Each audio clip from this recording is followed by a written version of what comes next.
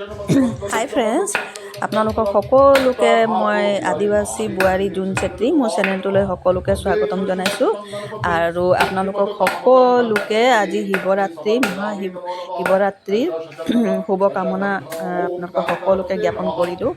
ভগৱান শিৱ মা পাৰ্বতী আপোনালোকক যাতে সকলোকে ভালে কুশলে মংগলে ৰাখক, আৰু আপোনালোকৰ আশীৰ্বাদ আমাৰ ওপৰত যাতে সদায় থাকক। আপোনালোকে আমাৰ ওপৰত আশীৰ্বাদ কৰিব ভগৱান শিৱৰ লগতে।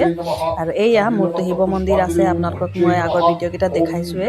আৰু এইফালে শিৱৰাত্ৰি আজি মই পূজা ভকত মাতি এইফালে পূজা মই দিলোঁ, আৰু এইফালে হাজবেণ্ড বহিছে, এইফালে মই বহিছোঁ পূজাত। আৰু এইফালে ভকতে পূজা কৰি আছে আমাৰ পণ্ডিতে।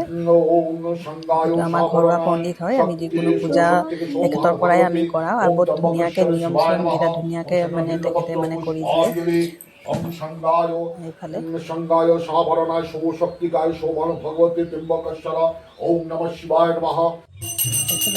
তাৰপাছত এইফালে আমি দুটা এইফালে জল ঢালি আছোঁ ভগৱান শিৱক।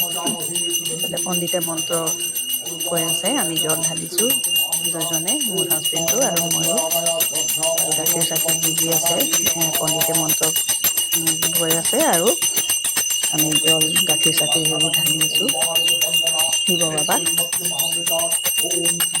যাতে আমাৰ পৰিয়ালটোত সদায় কুশলে মংগলে ৰাখে। তেখেতৰ আশীৰ্বাদ যাতে আমাৰ ওপৰত সদায় বনি থাকক, এইটোৱে আমি যাতে প্ৰাৰ্থনা কৰিছোঁ। আমাৰ পৰিয়ালটো যাতে সদায় সুখী থাকক, দাম্পত্য জীৱনটো। আৰু এইফালে পূজাটো মন্দিৰৰ শেষ হোৱাৰ পাছত এইফালে যজ্ঞ ষ্টাৰ্ট হৈ গ'ল। এইফালে হোম কৰি আছে এতিয়া পণ্ডিতে, আৰু হোমত মিষ্টাৰ বহিছে, আৰু এইফালে যজ্ঞ হৈ আছে। তো ভিডিঅ'টো চাই আপোনালোকক কেনেকৈ লাগিলে লাইক কমেণ্ট শ্বেয়াৰ কৰি ফ'ল' কৰিব। Bye bye.